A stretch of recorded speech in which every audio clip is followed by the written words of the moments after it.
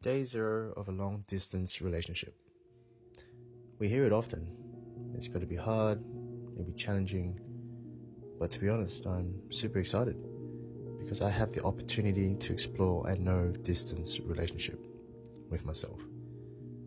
I may have the temptations to drown in my heavy emotions that I'm sure will grow heavier by the day, tethered to the sinking feelings of yearning and longing, but I can't forget. I can choose to save that for a rainy day. Instead, I choose to shift the focus on what's within reach: family, friends, and me. My definition of love is presenting the best version of yourself to those you claim or choose to love, which requires consistency, hard work, and discipline. After all, don't the ones you love simply deserve the best? So after dropping off my beloved at the airport, not knowing when I'll see her next in the flesh, the next best thing I can do is to continue working on myself. Just because one variable has been removed from the formula doesn't mean the result has to turn into a negative. Actions and purpose calms a troubled mind. So while she's away working on herself, the version of her I meet in the future, I'm confident will be so much greater. If she can evoke feelings of admiration, awe, appreciation, I hope I can do the same for her and more. Let's not be ignorant. There is a possibility of failure. At least as individuals, we will succeed at bettering ourselves, which is the healthiest act one can do in any relationship, especially the one we share with oneself. And as they say, if you're not doing something that scares you, then you're not really building courage. And so, to be honest, this is scary. But that's where bravery is found. And I know this journey will make us stronger. Day one of a long distance relationship. Connecting with family. Tito Jun is like the uncle I never had. We meet up from time to time. However, the last time was way too long.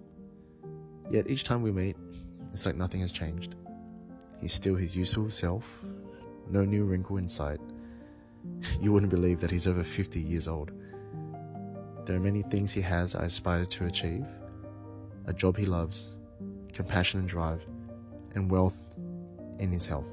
Still hitting the gym, eating well, and looking the way he does. And not forgetting a massive giving heart that I get to be inside of. He reminds me that even if you're not blood, you can still be family. He will be there for you when you need them most. And from a big heart, there will always be an abundance of love to give. And with this love, you can choose where you want to pour it. However, it's imperative to remember to water your own garden before you water others. Each day I make the commitment to pour some into my fitness, intellect, a member of family, partner and friend, and any stranger I happen to meet. And with a smile, I know that in due time, the love I've put out will find its way back to me. Good karma? Yeah, it's real. Speaking of family, I can't wait to see my mum. It's been over 2 months, and with Lunar New Year around the corner, I couldn't keep both of us missing each other any longer. Surprisingly, with no more than 20 minutes notice, she's still the same mother who loved me the moment I entered the world. Another teacher who taught me, no matter how much life has taken from you, whilst your heart still beats, there's still love to give. Love your mum.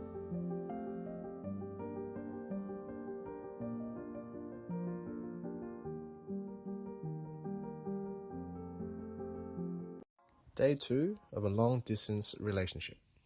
For my fellow Asians out there, you know what time it is. It's done. That often means coming back home. And often, home can be an unsettling place.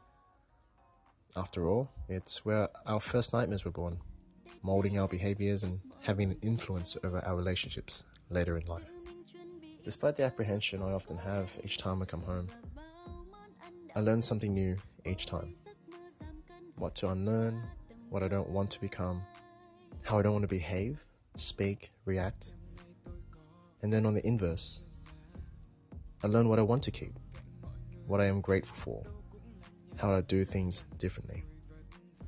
Thanks to the harsh yet impactful lessons a parent can only teach, I wouldn't be half of who I am today. A blessing, you could say. not so much a curse anymore, when you can finally accept you wouldn't want it any other way. At some stage, a wonderful transition happens where we find ourselves playing the parent, switching roles for a moment, taking mum for a drive, dropping her off so she can run her errands, paying for dinner, entertaining her, teaching her, listening to her, creating and holding a safe space to be herself.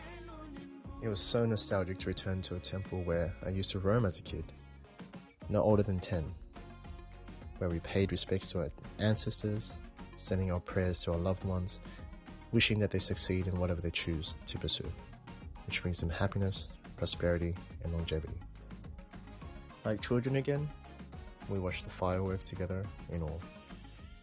Chúc mừng năm mới!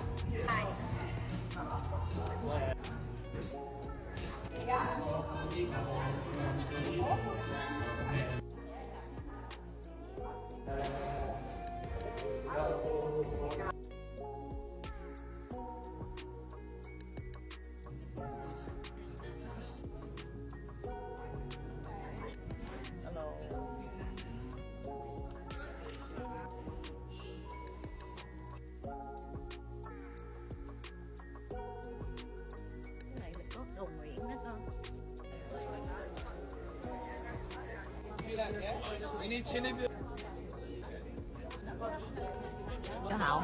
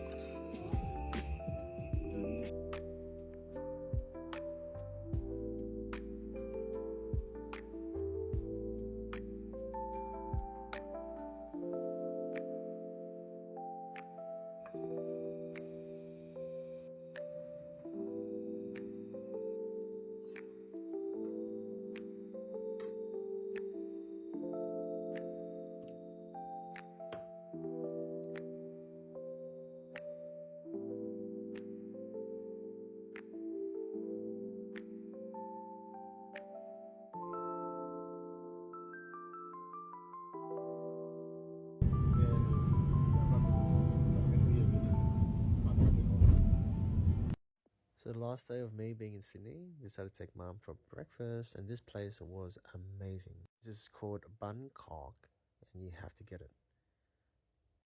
And as usual, after we ate, there's always a bit of shopping, and it was home time. So I had an 8-hour drive ahead of me. Ooh, some wind turbines. Oh, thanks, Mum, for the watermelon. And thanks, babe, for calling me. And oh, it was so nice to finally bring all my plants from Sydney back to Melbourne. After such a long drive, it was just so nice to wind down. Day 8. This motherfucker appears in my room, and it looks scary as hell. Look at its stinger. It's huge. And for the longest time, me and my housemate were like, what the hell is this thing? It looks nasty. But apparently it's harmless. Apparently. And of course, Melbourne welcomes me with a bit of rain, if not a lot. And after a week of spending in Sydney, I had to check the damage. And yeah, some damage done for sure. But more exciting stuff, I got to bring back a lot of my Sydney plants. And it was a great opportunity to repot most of them with my housemate Emma. So most of the Sunday was spent repotting all of the houseplants, and it's fascinating how some plants with such a small head can have the longest roots. And I felt like a proud parent being able to get the family together for a nice little family portrait. It's been on my mind to get the plants from Sydney down the road for the longest time.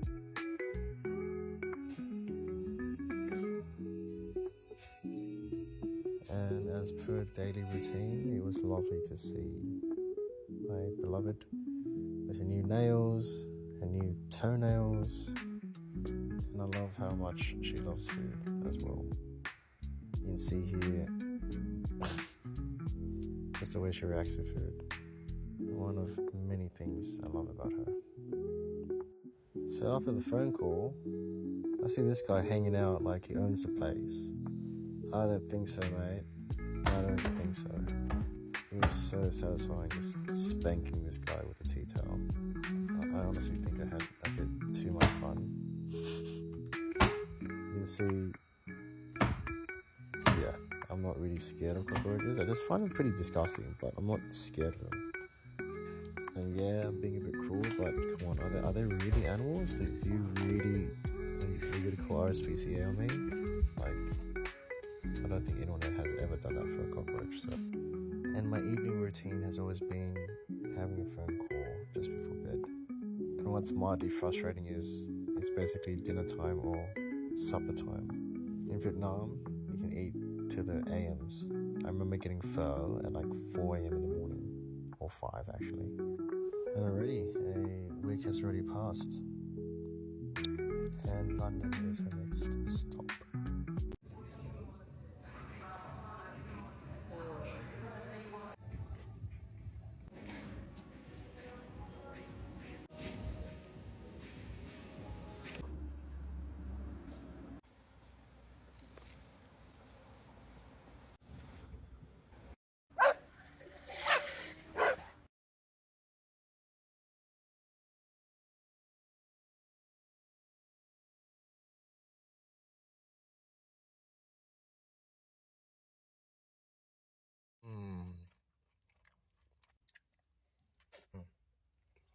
Camera.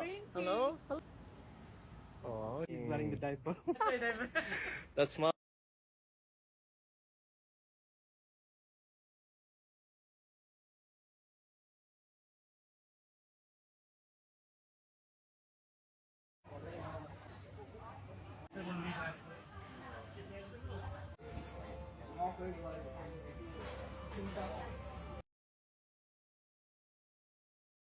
It's day 13, and a lot's been happening in the last week.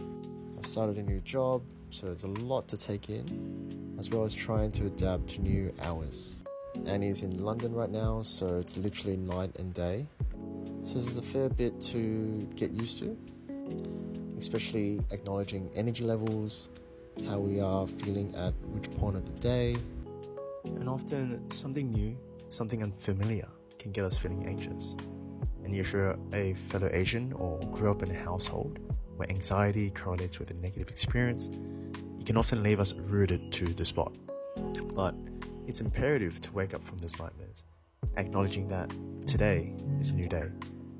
You're not where you were how many years ago. Every morning since I've been alive, I have never started my day with a meditation session. But thanks to Annie, she shared her insightful and transformative experience after meditating on her trip in Bali, and I thought I ought to give it a try. I can definitely say it was, if for the longest time, I operated with immense internal alignment across my Friday.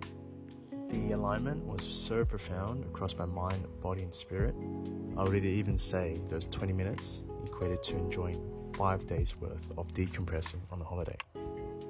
It definitely flicked a switch for me on how I ought to start my days, just like people who have breakfast to feed the body to prepare it for the day. What do we do to replenish the mind and the heart before we relentlessly continue adding heavy thoughts and feelings left unprocessed, undigested for days, weeks, months, and even years? So if you've stopped meditating or never have, I'd highly recommend giving it a go or getting back to it. There's so much content and material online, but over the course of the next days, weeks, and months, I'm more than happy to share a few things I've found that has worked for me. So watch the space and stick around for part 2. I wanted to say a massive thanks to my partner who introduced me to yoga and meditation. Thanks, babe. Much love.